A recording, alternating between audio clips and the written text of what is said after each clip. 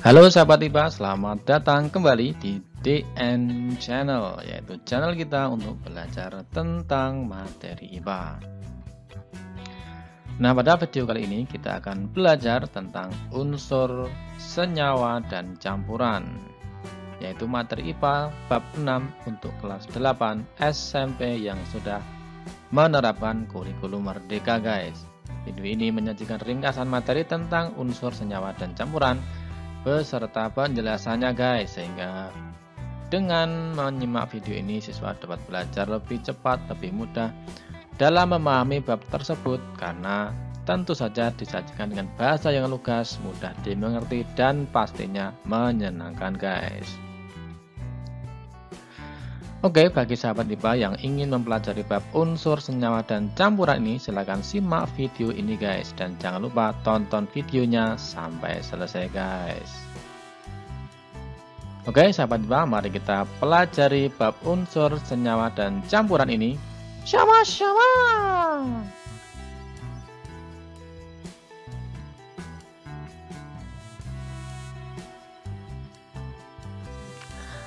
Baik sahabat IPA, kita pelajari yang pertama kali adalah tentang unsur. Unsur adalah zat tunggal atau zat murni yang tidak dapat diuraikan lagi menjadi zat yang lebih sederhana melalui reaksi kimia, guys. Nah, berikut ini adalah tabel yang berisi contoh beberapa unsur yang ada beserta bahasa Latin dan juga simbolnya, guys. Yang pertama adalah karbon, simbolnya adalah C. Kemudian kalsium itu Ca, kemudian klorin, bahasa latinnya klorin juga, simbolnya adalah Cl, oksigen simbolnya O, hidrogen simbolnya H, emas ini bahasa latinnya aurum ya, guys, jadi simbolnya bukan Em tapi Au ya, guys. Ya, emas adalah aurum bahasa latinnya sehingga simbolnya Au. Kemudian merkuri, ada yang menyebutnya raksa atau air raksa, guys, yang biasa digunakan untuk mengisi termometer ya, guys. Nah, bahasa latinnya adalah hidrargyrum, yaitu hidrargyrum, sehingga simbol unsurnya adalah Hg.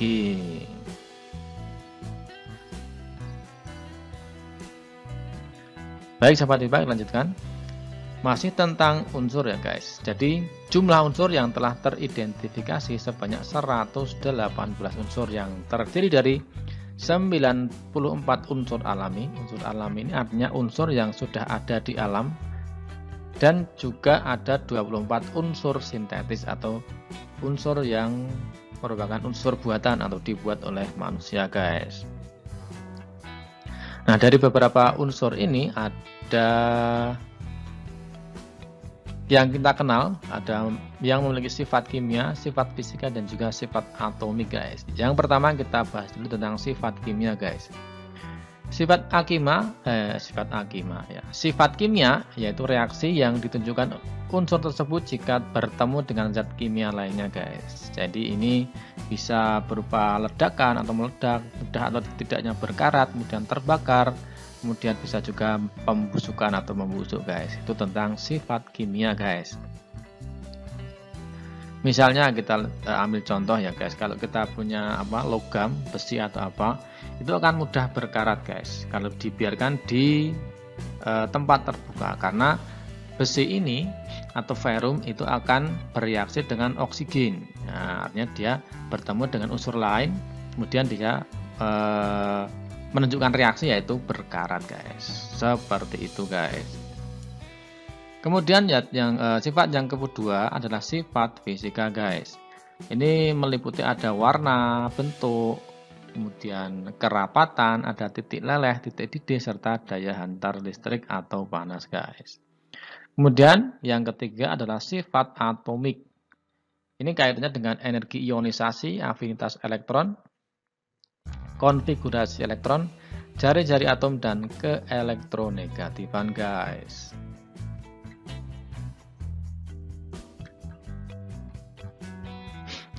Oke, pembahasan kita lanjutkan masih tentang unsur juga, yaitu kita bahas tentang unsur, yakni unsur logam, guys. Jadi unsur-unsur di alam itu dibagi menjadi 3 macam. ada unsur logam, ada unsur non-logam, dan yang ketiga adalah ada unsur semi-logam atau sering disebut juga dengan metaloid guys. Kita bahas yang pertama dulu adalah unsur logam guys.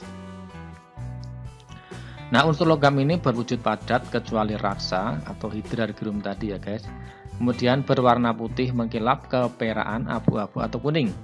Penghantar listrik yang baik, mempunyai titik didih atau titik leleh yang tinggi, serta dapat dibentuk atau ditempa guys menjadi lempengan atau lembaran guys. Contoh, misalnya ada aluminium, simbolnya Al, barium Ba, besi atau Fe, emas Au, kalium K, kalsium Ca, perak Ag, ini dari bahasa Latin argentum, kemudian kromium atau krom, magnesium Mg, mangan Mn, natrium Na, dan nikel Ni guys. Kemudian unsur yang kedua, kelompok unsur yang kedua adalah unsur semi logam atau metaloid guys. Nah, ini sifatnya bersifat semikonduktor. Semikonduktor itu maksudnya bisa bersifat sebagai konduktor dan juga bersifat sebagai isolator.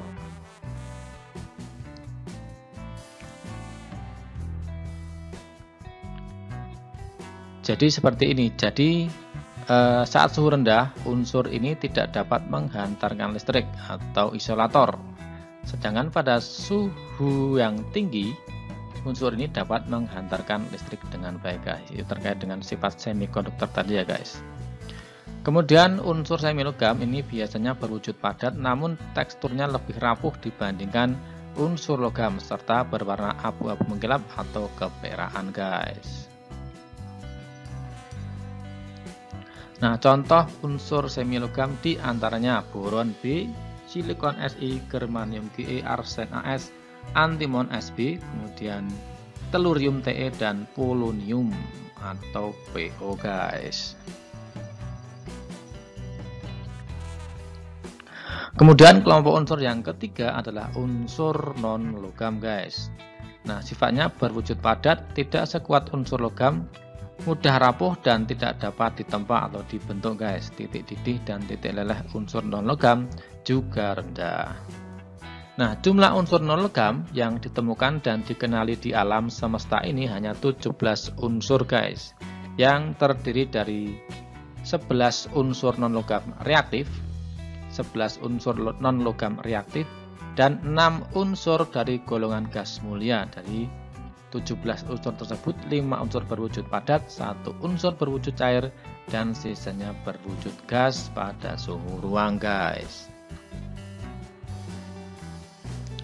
Nah, berikut adalah unsur-unsur non-logam beserta simbolnya dan wujudnya guys. Ada karbon, kemudian simbolnya C, wujudnya padat, fosfor P, wujudnya padat, selenium Ce, Se kok Ce ya, wujudnya padat, iodin I, padat, nitrogen N, gas, kemudian oksigen O, fluor F, klorin Cl, bromin Br, hidrogen helium, hidrogen H, helium He, neon Ne, argon Ar, kemudian kripton Kr, xenon Xe, kemudian radon Rn. Nah, kesemuanya itu berwujud gas ya, kecuali bromin yang wujudnya cair guys. Jadi seperti itu guys, itu adalah kelompok-kelompok unsur berdasarkan sifatnya, ada yang logam, non-logam, dan semilogam atau metaloid guys. Baik, kita lanjutkan tentang tabel periodik unsur. Nah, apa itu tabel periodik unsur? Adalah tabel yang memuat seluruh unsur yang telah ditemukan di alam semesta, baik unsur alami maupun unsur buatan. Tabel periodik yang digunakan saat ini diinisiasi oleh Dmitri Mendeleev, seorang ilmuwan abad ke-19. Mendeleev ini berhasil menyusun tabel tersebut, mengelompokkan unsur-unsur yang memiliki kemiripan sifat dan membaginya ke dalam golongan-golongan guys. Oke sahabat IPA, berikut ini adalah contoh dari sistem periodik unsur guys. Jadi dibuat dalam bentuk tabel guys. Nah, unsur-unsur ini diurutkan ke bawah dan ke samping. Kelompok unsur dari atas ke bawah disebut dengan kolom.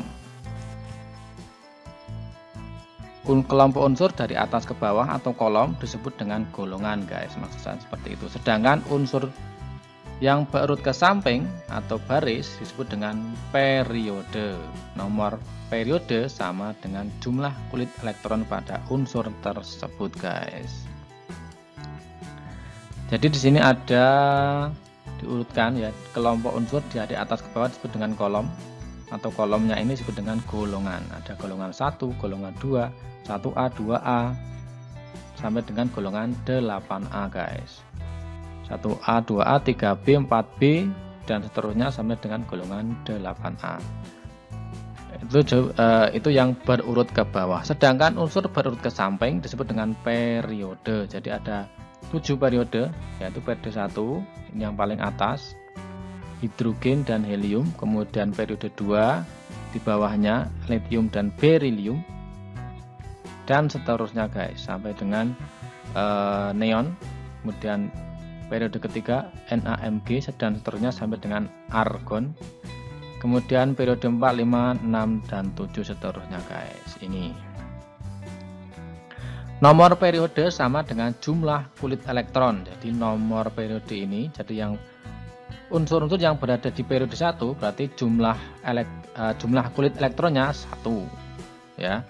Unsur-unsur yang berada di periode 2 berarti jumlah kulit elektronnya ada 2. Jadi Le itu kulitnya ada 2, Be ada 2, B ada 2 dan seterusnya. Sedangkan kalium itu kulit elektronnya ada 4 guys, seperti itu. Jadi nomor periode sama dengan jumlah kulit elektron pada unsur tersebut. Sedangkan nomor golongan sama dengan jumlah elektron valensi, kecuali unsur helium yang berada pada golongan 8A dan unsur-unsur golongan transisi. Jadi golongan 1A, 2A sampai 8A ini nama golongannya itu menunjukkan jumlah elektron valensi. Elektron valensi itu adalah elektron pada kulit terluar guys. Jadi misalnya helium terdapat di golongan 1, golongan 1A ya, berarti elektron valensinya 1. Kemudian lithium itu elektron valensinya juga 1.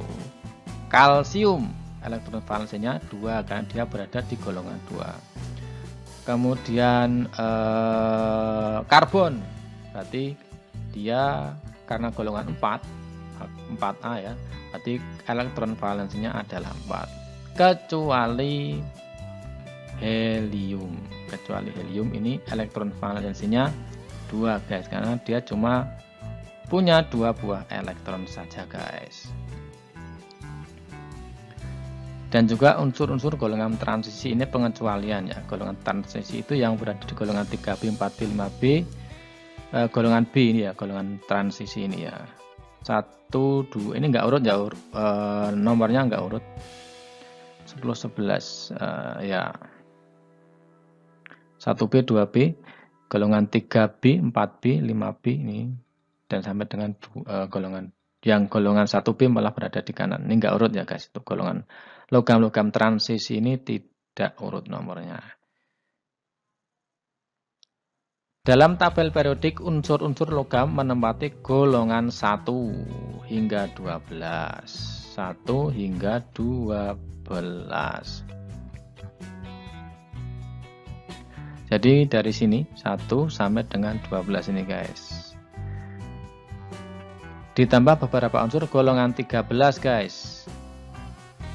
Sampai 17. Unsur-unsur non-logam berada di bagian kanan guys, tabel periodik. Nah, di sini ada keterangan warna. Jadi yang berwarna biru muda itu bersifat padat. Kemudian yang merah muda itu sifatnya gas. Kemudian kuning itu cair. Kemudian hijau itu menunjukkan adanya unsur buatan guys. Jadi seperti itu guys.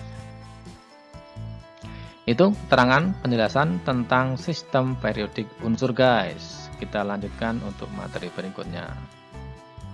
Oke sahabat IPA, itu tadi penjelasan tentang tabel periodik unsur. Nah sekarang kita lanjutkan ke materi tentang senyawa guys. Senyawa yaitu gabungan dua unsur atau lebih melalui reaksi kimia.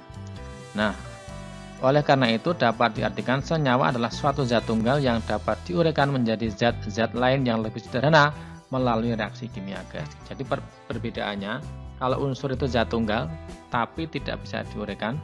Kalau senyawa itu juga zat tunggal tapi bisa diuraikan dengan reaksi kimia guys. Nah contohnya adalah senyawa yang kita jumpai dalam kehidupan sehari-hari adalah air guys. Air merupakan gabungan dari unsur hidrogen dan oksigen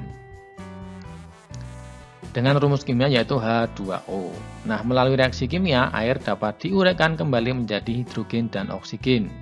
Meskipun pada tekanan atmosfer, hidrogen dan oksigen sama-sama berwujud gas, tetapi saat mereka bersatu dan saling mengikat, wujudnya dapat berubah menjadi air yang berupa air tadi guys.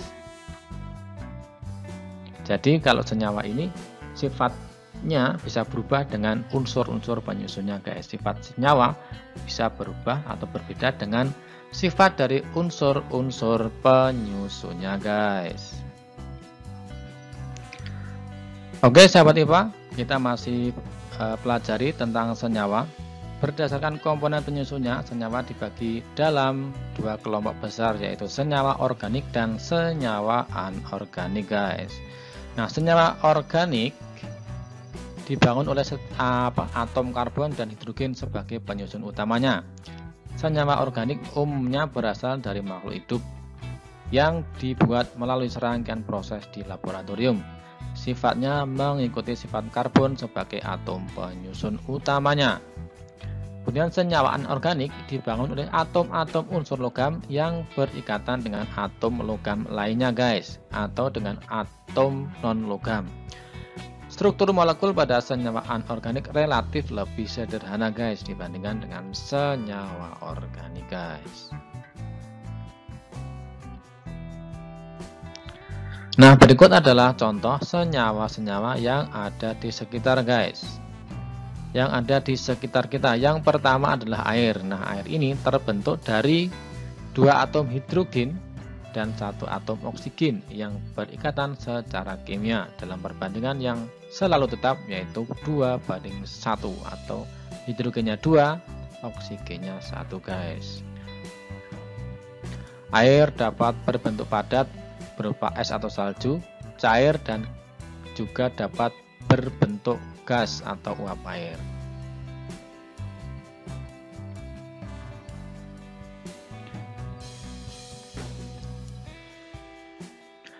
Air terbentuk dari dua atom hidrogen dan satu atom oksigen yang berikatan secara kimia dalam perbandingan yang selalu tetap. Pada suhu kamar, hidrogen berwujud gas yang sangat mudah terbakar. Sementara itu oksigen juga berwujud gas pada suhu kamar dan sangat mudah bereaksi dengan unsur yang lain guys. Kemudian senyawa yang kedua adalah gula guys. Gula dapat dibuat dari berbagai sumber, misalnya dari tebu, nira atau enau, gula kelapa,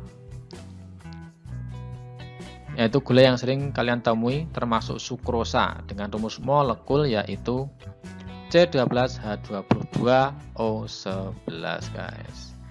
Kemudian garam dapur. Garam dapur adalah garam yang paling sering dimanfaatkan di rumah, merupakan garam yang disusun oleh unsur logam natrium dan unsur non-logam klor membentuk senyawa NaCl atau natrium klorida. Selain digunakan dalam masakan, garam juga sering digunakan dalam proses pengawetan makanan guys.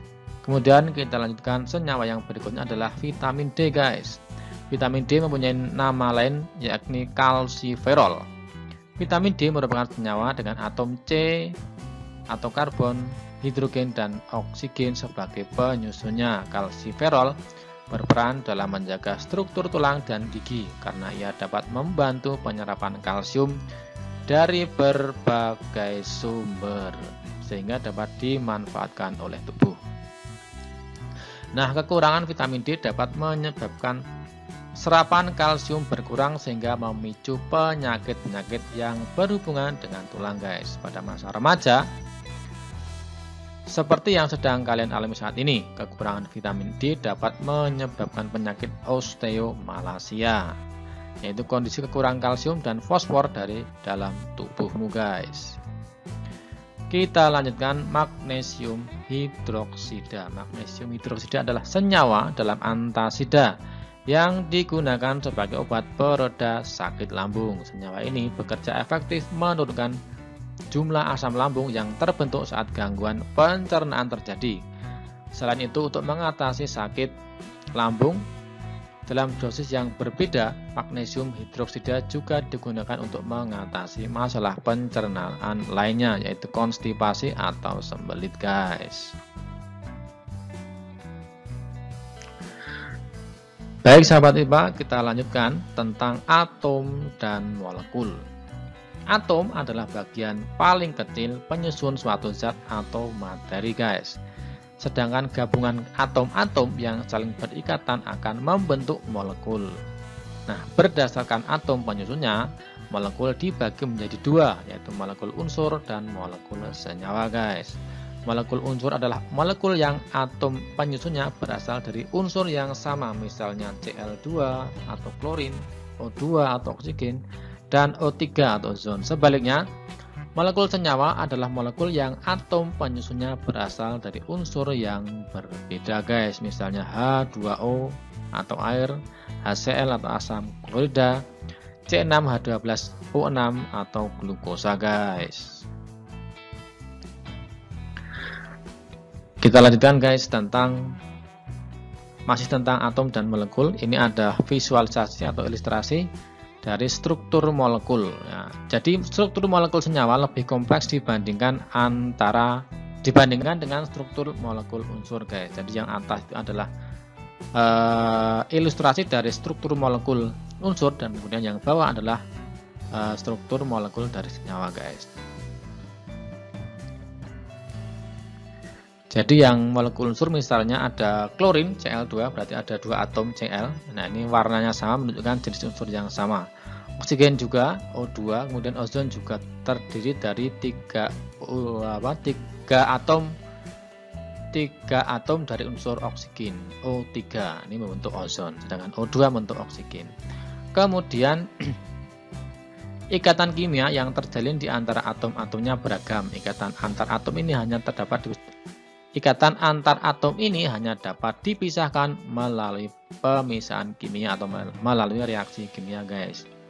Untuk yang bawah ini adalah ilustrasi dari atau penggambaran dari molekul senyawa guys. Yang pertama, yang paling kiri adalah air. Air ini terdiri dari dua macam unsur atau unsur, yaitu hidrogen dan oksigen. Hanya dua, berarti hanya yang putih ini guys. Kemudian O-nya yang merah, ya, hanya dua, O-nya satu, membentuk H2O. Kemudian yang B adalah asam klorida. Ini terdiri dari dua atom saja, yaitu satu atom hidrogen dan satu atom klor. Sedangkan glukosa ini terdiri dari banyak atom guys, 6 atom C, 12 atom H, dan 6 atom oksigen yang saling berikatan semuanya guys, seperti tampak pada gambar ini guys. Agak rumit memang ya. Oke guys, mari kita lanjut ke pembahasan yang selanjutnya. Oke sahabat IPA, kita lanjutkan tentang campuran. Kalau tadi kita sudah bahas tentang unsur, kemudian yang kedua senyawa, yang ketiga kita bahas tentang campuran guys. Nah, campuran terdiri atas dua zat atau lebih dan tidak membentuk zat baru. Campuran dapat dipisahkan kembali menjadi zat-zat penyusun dengan metode yang tepat tanpa harus melakukan perubahan kimia guys. Sifat campuran sama dengan sifat-sifat zat pembentuknya. Jadi bisa saya simpulkan sini, kalau unsur itu zat tunggal ini tidak bisa dipisahkan ke dalam unsurnya guys. Kalau senyawa itu zat tunggal juga, tapi senyawa ini dapat dipisahkan menjadi unsur penyusunnya melalui reaksi kimia. Sedangkan campuran itu bukan zat tunggal guys. Jadi ada beberapa zat yang saling bercampur dan pemisahannya pun tidak harus melalui reaksi kimia guys. Itu seperti itu. Nah, campuran ini dibedakan menjadi 3 jenis berdasarkan sifat fisiknya, yaitu larutan, suspensi, dan koloid guys.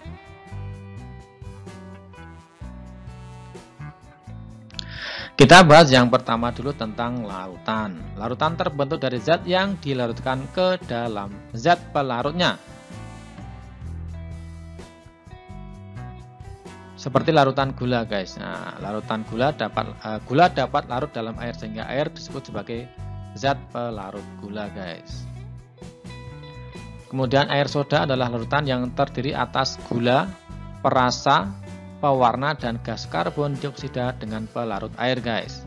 Jadi kalau air soda itu banyak sekali larutannya, penyusun larutannya. Zat terlarutnya ada bermacam-macam, antara lain gula, kemudian ada pewarna, ada perasa, dan juga ada gas yang larut dalam air. Gula merupakan zat padat, perasa, dan pewarna umumnya berbentuk cair, sedangkan karbon dioksida berupa zat gas. Jadi dalam larutan air soda terdapat 3 bentuk zat yang terlarut dalam air: padat, cair, dan gas guys. Seperti itu guys. Nah, kita lanjutkan masih tentang larutan. Nah, larutan memiliki konsentrasi tertentu berdasarkan jumlah zat terlarut yang ditambahkan dalam zat pelarut dengan volume tertentu juga. Suatu larutan dikatakan larutan encer jika jumlah zat terlarutnya sedikit. Nah, jika zat terlarut terus ditambahkan, larutan ini menjadi larutan pekat. Jika zat terlarut terus-menerus ditambahkan hingga titik tertentu, sehingga pelarut tidak lagi dapat melarutkannya, larutan ini disebut sebagai larutan jenuh guys. Contoh larutan jenuh adalah karamel yang merupakan hasil melarutkan sejumlah besar gula di dalam air guys. Jadi misalnya seperti ini guys. Jadi ada encer, ada pekat, ada jenuh. Misalnya kita punya segelas air.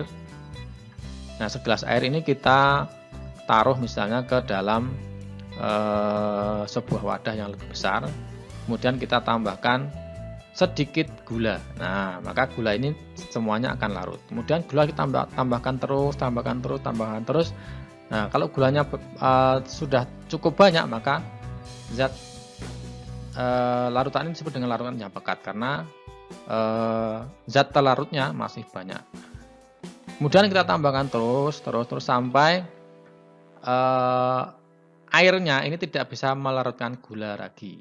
Ya, jadi sampai airnya itu tidak bisa melarutkan gula, atau gulanya sudah tidak dapat larut di dalam air. Nah, ini disebut dengan larutan yang sudah jenuh karena zat terlarut melampaui kemampuan pelarutnya guys. Seperti itu guys. Kemudian campuran yang kedua adalah suspensi. Partikel gula dalam larutan gula relatif berukuran sama dengan partikel air sebagai pelarutnya, sehingga gula dapat dilarutkan dengan sempurna. Nah, pada suspensi pasir, partikel pasir lebih besar sehingga saat diaduk terlihat berada di antara pelarutnya. Jika suspensi ini didiamkan selama beberapa waktu, pasir kembali terpisah dengan air dan membentuk endapan di dasar gelas. Contoh suspensi adalah beberapa jenis obat-obatan, dan cat minyak. Suspensi dapat dipisahkan dengan metode penyaringan sederhana guys. Kemudian jenis campuran yang ketiga adalah koloid guys. Nah, koloid ini merupakan jenis campuran di antara larutan dan suspensi guys. Meski memiliki sifat yang hampir mirip dengan suspensi, saat campuran koloid didiamkan, kemampuannya menahan zat terlarut relatif lebih lama dibandingkan dengan suspensi guys. Nah, campuran air dan minyak adalah salah satu contoh koloid guys. Nah, berikut ini adalah tabel beberapa tipe koloid beserta wujud partikel, wujud media pendispersi, dan contohnya guys. Yang pertama adalah sol. Wujud partikelnya adalah padat. Wujud media pendispersinya adalah cair, contohnya adalah darah, tinta, kemudian cat minyak. Kemudian yang kedua adalah tipe koloid emulsi. Wujud partikel cair, wujud media pendispersi cair, susu, mayonnaise, dan lotion adalah contohnya guys. Kemudian tipe kolit yang ketiga adalah busa. Wujud partikelnya adalah gas. Kemudian wujud media pendispersinya adalah cair. Contohnya adalah busa pencukur, kemudian krim kocok. Tipe kolit selanjutnya adalah gel. Wujud partikelnya adalah cair. Wujud media pendispersinya adalah padat. Contohnya adalah jelly dan gel rambut guys. Kemudian yang selanjutnya adalah aerosol. Aerosol ini nanti ada dua ya. Ada yang wujud partikelnya cair. Media pendispersinya adalah gas. Contohnya adalah kabut. Kemudian ada mist clouds. Kemudian aerosol yang wujud partikelnya padat. Wujud pendispersinya juga padat. Contohnya adalah gas asap guys.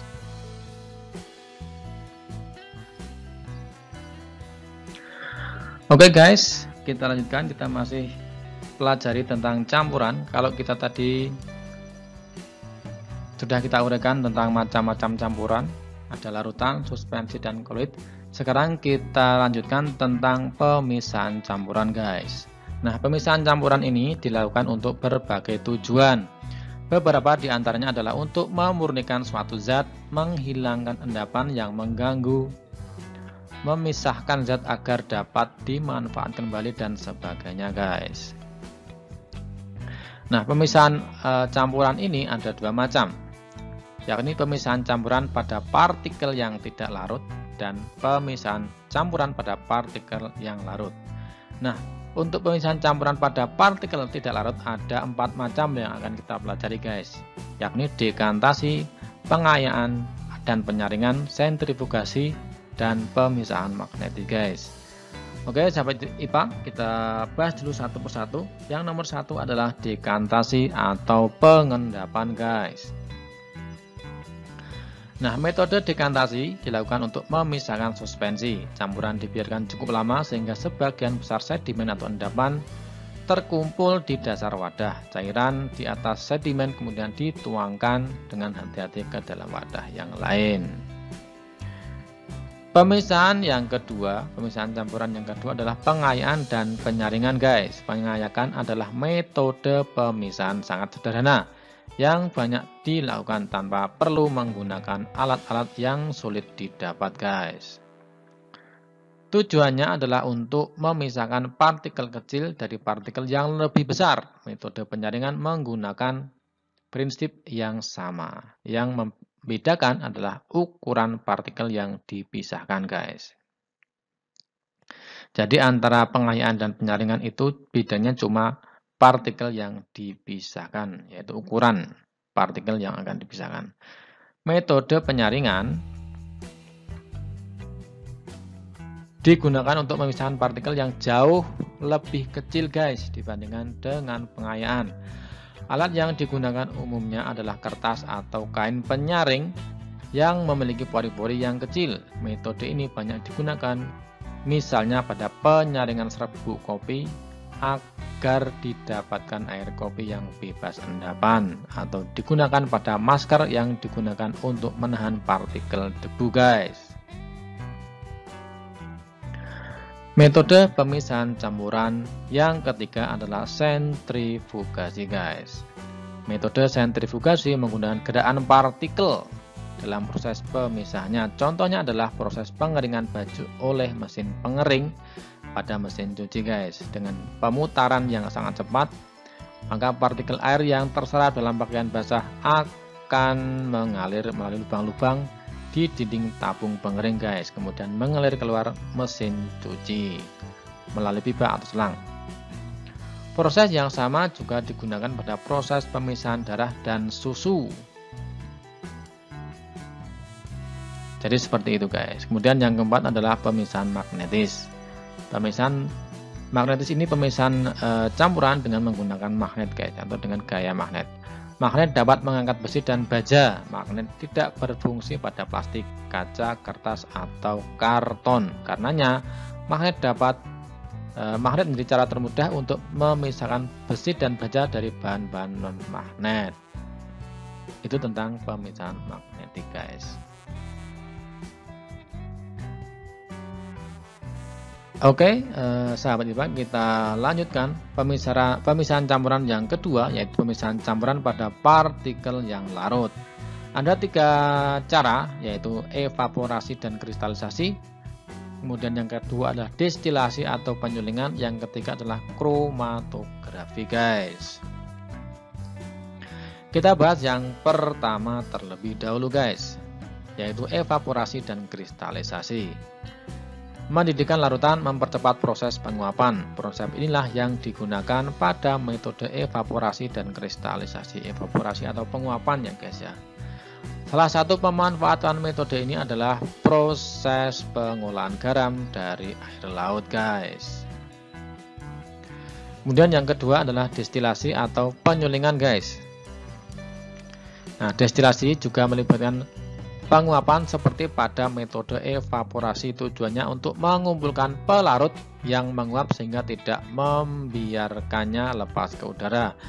Pelarut yang menguap didinginkan dan dikondensasikan kembali menjadi cairan, kemudian dikumpulkan. Cairan ini dikenal dengan nama destilat. Seperti dalam penguapan, zat yang tersisa di wadah aslinya dikenal sebagai residu.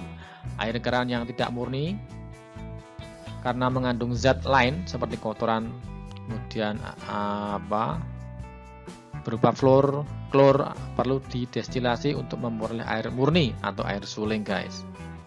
Yang ketiga adalah kromatografi, adalah teknik yang digunakan untuk memisahkan warna pada tinta, guys, pewarna makanan dan campuran warna lainnya. Media yang digunakan berupa kertas minyak atau kertas saring berisi bercak campuran yang ditempatkan di kotak dengan pelarut, misalnya air. Nah, warna yang berbeda bergerak dengan sendirinya menjadi terpisah-pisah di sepanjang media tersebut, guys.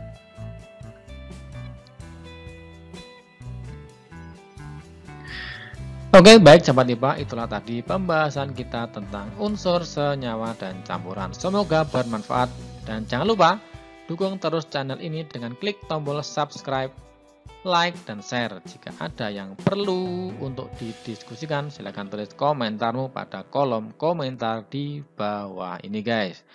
Terima kasih sudah menonton video ini. Tetap terus belajar dan sampai jumpa di video pembelajaran IPA yang lainnya, guys.